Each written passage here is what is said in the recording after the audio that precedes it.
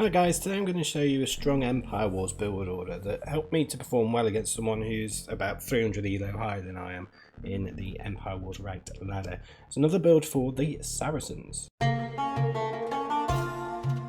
So previously I made a build order for the Saracen crossbowman in 5 minutes, but once I tested it out on the Empire Wars ranked ladder, it was pretty clear that it wasn't great against this full scouts meta that had developed since the Empire Wars ranked ladder was introduced into Age of Empires 2. So here we have scouts into knives. Okay, so to start this build order, the first thing you do is take a villager off wood, start making the stable, another villager off wood, start making a house. Both of those villagers are going to just wall up, and your next villager to come out is going to go and wall up as well. And we're also going to be getting double bit axe at this point, so there's quite a lot to do right at the start, but you're going to have 3 villagers just constantly walling up. Your next 8 villagers that come out are going to go and make farms, and as you can see, these guys just keep walling up. We'll be making sure we're getting houses and stuff down as we're going on, and eventually we will start siphoning off some of the villagers from the sheep here onto farms as well. So this build order, I've been able to test it out on the ranked ladder a few times. Played 4 games with it, won 3, lost 1, and the one that I did lose was against somebody who was 300 or 400 elo higher than me, and I actually performed really well with it. It wasn't until quite late into the game where he got the upper hand, and it was just kind of down to him being a better player, essentially. That was the only issue, but I actually performed really well against him in those early stages, against his sort of scout rush and really getting a good foothold on the game. I even managed to get him to do a bit of raiding, but he was just a bit better at keep producing military than I was. So yeah, he ended up winning that one, but it seems to be a pretty good build order. As you can see, we're getting the market down now, as well. Try and get my words out, and just keep walling up. Now that villager's finished there, so I've sent it back to the wood here.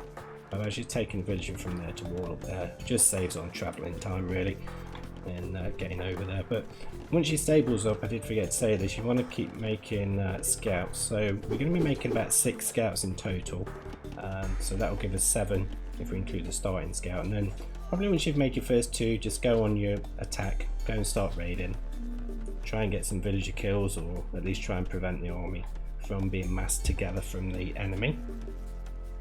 Try and get a bit of a foothold in the game. Now this is against AI, so it's a little bit different to what you would come up against in a ranked game, but it does pretty much work very strongly, I would suggest. Seems to be a really good build order.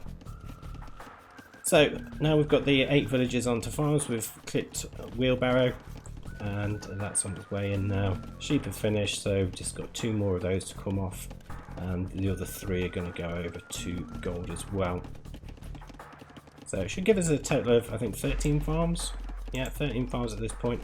As soon as wheelbarrow comes in, we are going to click up to the castle agent. As you can see there, we've just been able to sell 200 stone, buy 500 food, and then we can click up to the castle agent when wheelbarrow comes in. As you can see, I'm just dropping off a little bit of gold there with those villagers.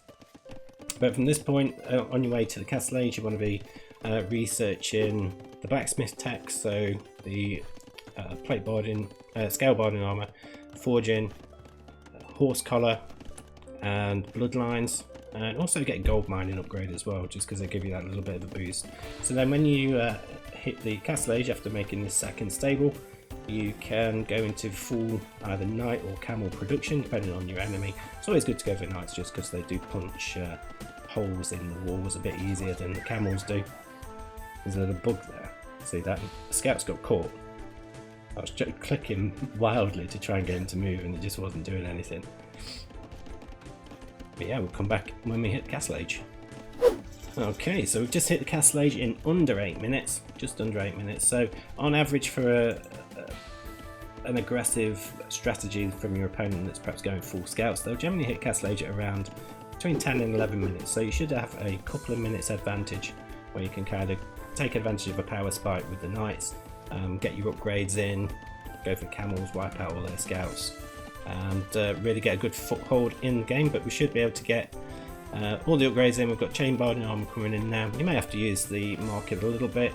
Your builders would have gone back to gold, although in this example I sent them to wood, which was a mistake, so I did have to sell a bit of wood to get some gold. But let's have a look what happens. Okay, so the enemy's just hit Castle Age. We're in there.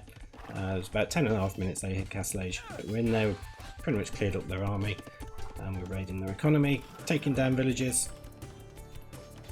and really getting a good, strong foothold of the game. But that's it for this one, guys. See you on the next one.